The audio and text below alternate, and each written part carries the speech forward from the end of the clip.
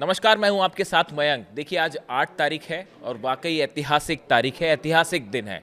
मैं ईरान की शानदार जीत और डोनाल्ड ट्रंप और नेतन्याहू की करारी और ऐतिहासिक हार पर चर्चा करूं। लेकिन उसके पहले मैं इस वीडियो की शुरुआत में आपको एक ऐसा अनुभव बताना चाहता हूं जो मैं हमेशा जीवन भर मुझे याद रहेगा। देखिए, आज सुबह मैं घर पे था और डोनाल्ड ट्रंप ने जब ये अनाउंसमेंट किया, अमेरिका ने अनाउंसमेंट किया कि वो सीज़ फायर कर रहे हैं और ईरान की शर्तों पर ये सीज़ फायर हुआ और सब तरफ ये खबरें फैली कि भाई ये अमेरिका ने एक प्रकार से करारी हार स्वीकार कर ली है। और उसके बाद जो है ईरान में जीत के जश्न की जो है वो तस्वीरें सामने आने लगी। पूरे ईरान में लाखों करोड़ों लोग जो हैं वो सड़कों पर थे और अल्लाहू अकबर के नारे लगा रहे थे और ईरान को एक दूसरे को जीत की मुबारकबाद दे रहे थे। लेकिन इसी बीच देखिए, एक घटना ऐसी हुई कि मेरे घर पे मेरे फ्लैट की डोरबेल बजती है, घंटी बजी फ्लैट की। मैंने जैसे ही दरवाज़ा खोला तो सामने एक 10 साल की बच्ची खड़ी हुई थी। ये मेरी ही सोसाइटी में रहती है, जहाँ मैं रहता हूँ वहीं पास ही में रहती है। तो उसके हाथ में एक बॉक्स था। मैं आपके साथ शेयर करना चाह रहा हूँ इस अनुभव को। उसके हाथ में एक बॉक्स था। मैंने पूछा, बेटा बताओ सुबह सुबह कैसे आ गए आप?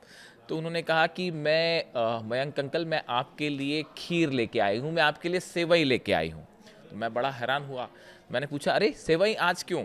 तो उन्होंने कहा, देखिए अंकल, इस बार आप जो है ईद पर हमारे यहाँ नहीं आए। हमें पता है इस बार आपने ईद नहीं मनाई, ईद पर आपने सेवई नहीं खाई, क्योंकि अली खामनेई साहब के निधन से, उनकी डेथ से आप बहुत सैड थे, इस जंग की वजह से आप बहुत सैड थे, इसलिए आपने सेवई नहीं खाई। लेकिन आज ईरान जीता है अंकल और मैं आपके लिए सेवई बना के लाई हूँ। और वो बच्ची मेरे लिए जो है वो सेवई बना के लाई। बेहद ही इमोशनल मोमेंट था। मैंने उस बच्ची से कहा, बेटा मैं अपने लाखों दर्शकों के साथ आज ये बात शेयर करूँगा, और चूंकि बच्चे मन के हमेशा सच्चे होते हैं और उसने ये सेवई बनाई है तो ये खाने की भी बनती है। बहुत बहुत शुक्रिया बेटा, ये बात मुझे हमेशा याद रहेगी। देखिए, आगे बढ़ते हैं, हम अपने वीडियो पे आते हैं। आज सब तरफ पूरे दुनिया भर में ये खबरें हैं कि ईरान की शानदार जीत हुई है और ईरान के सामने अमेरिका झुक गया। लेकिन आप अगर सही अर्थों में इसको एनालाइज करें, इस पूरे घटनाक्रम को जो पिछले 12 घंटे में हुआ है, ये जीत जो है, जो तस्वीरें आज ईरान से आ रही हैं, ये जीत ईरान की उस जनता की जीत हुई है। ये जीत है इमाम हुसैन की, ये जीत है अली खामनेई साहब के उसूलों की, अली खामनेई साहब के सिद्धांतों की जीत है। उन्होंने इस्लामिक क्रांति के बाद ईरान में जो सिद्धांत रखे, जो मूल्य रखे, ये आज उनकी जीत है। ईरान की जनता ट्रंप की मिसाइलों के सामने सीना तान के खड़ी हो गई और ये कल बात पूरी दुनिया ने देखी। जितने एनर्जी सेंटर्स थे, जितने न्यूक्लियर सेंटर्स थे, कल रात को, बीती रात को लाखों लोग वहां जमा थे और मानव श्रृंखला बना के, ह्यूमन चेन बना के वहां पर मौजूद थे। किसी को ना टॉमहॉक मिसाइल का डर था, ना किसी को F-35 का डर था, ना F-16 का डर था। ये ईरान का हौसला था, ये आज उसकी जीत हुई है, ये सच्चाई की जीत हुई है। आज एक बार फिर पूरी दुनिया ने देखा कि अगर दुनिया के सबसे ताकतवर मुल्क होने का दावा करने वाला जो राष्ट्रपति है या कंट्री है, उसको कैसे झुकाया जाता है, इसका परफेक्ट एग्जाम्पल पेश किया है ईरान ने। ईरान ने पूरी दुनिया को वो फॉर्मूला बताया है कि कैसे आप दादागिरी का जवाब दे सकते हैं।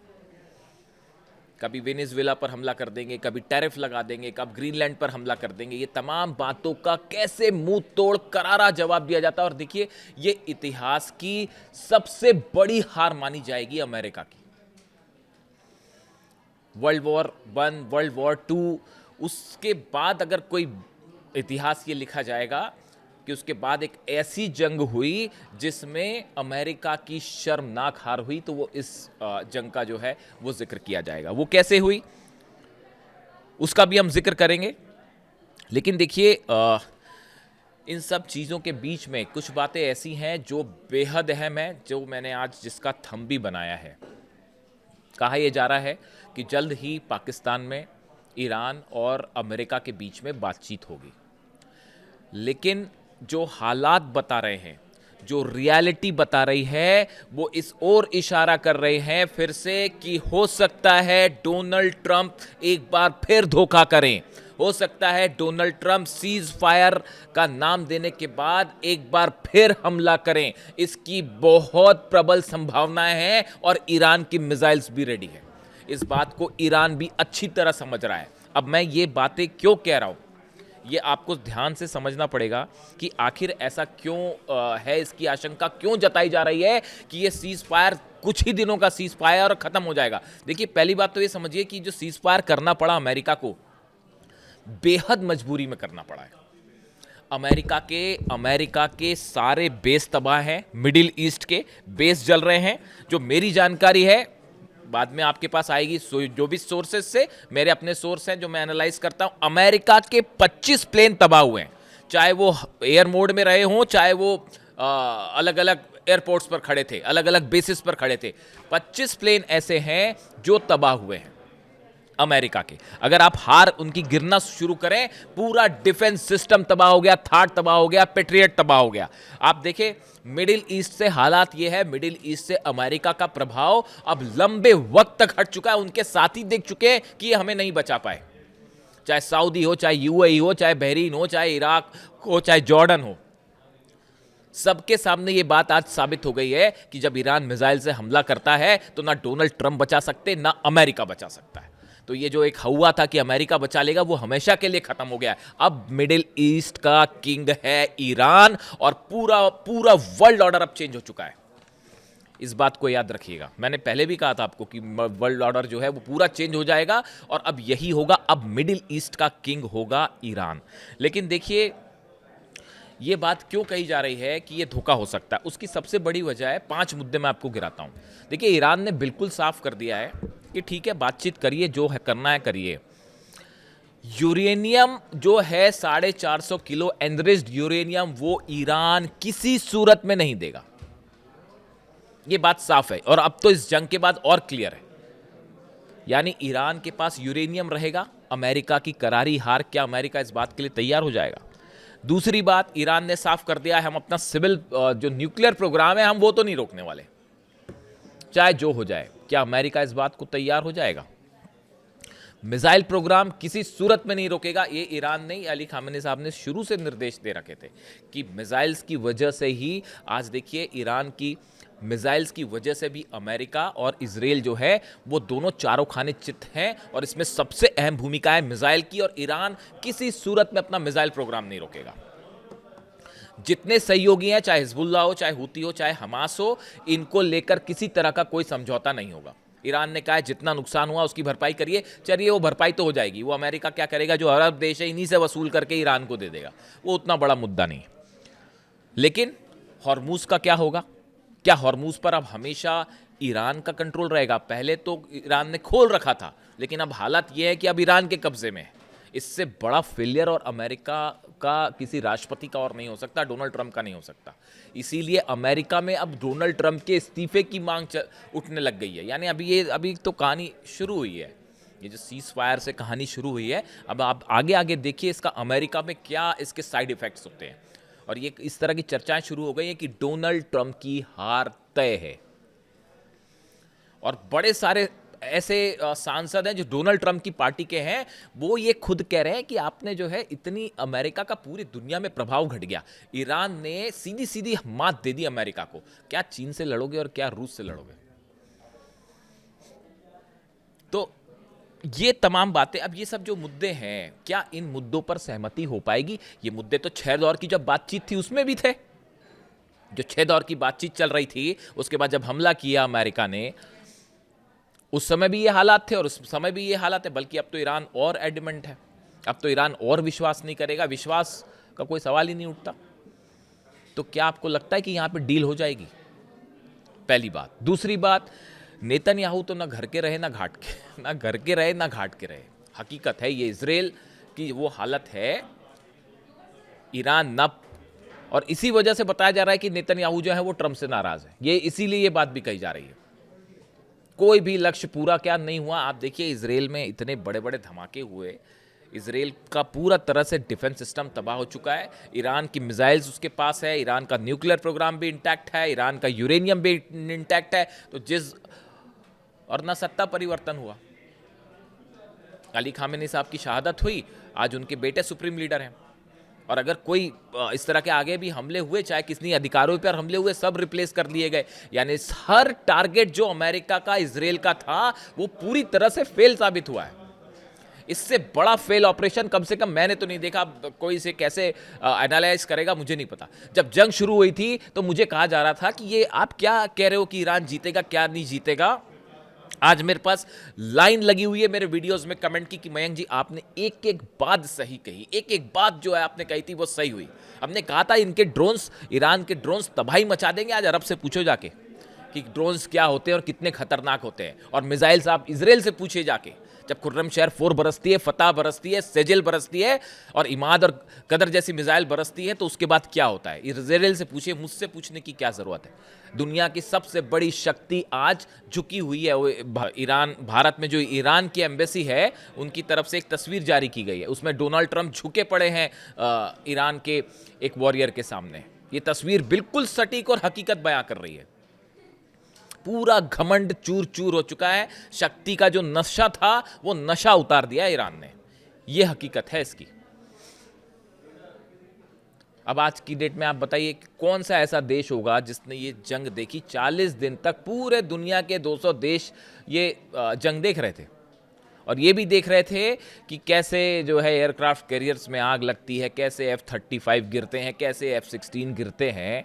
वो सब लोगों ने देखा। अब उसके बाद कौन डरेगा आपकी दादागिरी से, बताइए। कोई नहीं डरेगा। ईरान ने फॉर्मूला पकड़ा दिया है, कोई ज़रूरत नहीं डरने की। सीना, यही बात अली खामेनी साहब बोल रहे थे कि बोल के गए वो ये बात कि अमेरिका तब तक डराता है जब तक आप उससे डर रहे हो। जैसे ही आप आंखों में आंखें डाल के खड़े हो जाओगे वो भाग वहाँ से। और देखिए यही साबित हुआ। कल मैंने वीडियो बनाया था, देखिए रात को मैंने आपको बताया था जो खार्ग आइलैंड पर, ये मेरे ही शब्द थे, जो खार्ग आइलैंड पर कल हमले हुए उनका जो नेचर था हमलों का, या जो ईरान में हमले हुए उनका आप नेचर समझिए कि आपने टॉमहॉक मिसाइल से हमले किए। ज़्यादा फाइटर जेट अंदर नहीं गए क्योंकि उनको पता था कि वो सिस्टम गिरा देगा, और पता चला और 10 जेट गिर जाते कल। यही डर था कि हमले टॉमहॉक मिसाइल से हो रहे थे। मतलब बारी बार हमला कर दीजिए इनका। और हमले जिस तरह से हुए, ब्रिजेस पर हमले हुए, उसके बाद जेडी वेंस का बयान, नहीं जंग रुक सकती है। उसके बाद ये कहना जेडी वेंस का कि हमने तो जो है वो मिलिट्री ठिकानों पर हमले किए हैं, जो ब्रिज गिराए हैं वो तो इसराइल ने और नेतन्याहू ने गिराए हैं, वो ये कहने लग गए।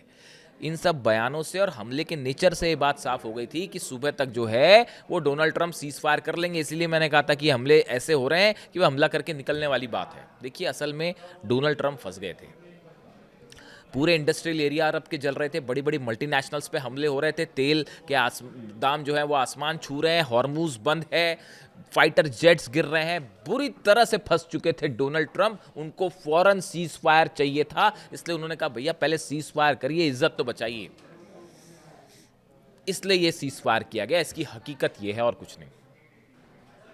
इसमें पाकिस्तान की भूमिका कितनी है, चाइना की भूमिका, न्यूयॉर्क टाइम्स दावा कर रहा है कि चाइना के कहने पर जो है वो, मैंने आपको पहले भी वीडियो बनाया था कि एक ऐसी कोशिश हो रही है कि पाकिस्तान के, हमने देखा था कि विदेश मंत्री जो है वो चीन गए थे, वहाँ पे उन्होंने वांग यी जो चाइना की विदेश मंत्री, उनसे बात की थी और इस तरह की बात कही गई थी कि भाई चाइना एक गारंटी दे ईरान को कि हाँ ठीक है हमले नहीं होंगे।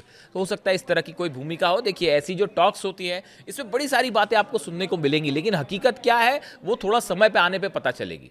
अब ये टॉक्स हो रही हैं जो पाकिस्तान में 2 दिन बाद जो है ईरान के प्रतिनिधि आके बात करेंगे और अमेरिका की तरफ से जेडी वेंस भी शामिल होंगे। गौर करने वाली है, कुशनर और विटकॉफ के साथ जेडी वेंस भी शामिल होंगे इस बार बातचीत में, क्योंकि जेडी वेंस को लेकर ये कहा जाता है कि वो ये नहीं चाहते कि ईरान से ज़्यादा जंग हो। उनकी इस तरह की भूमिका है।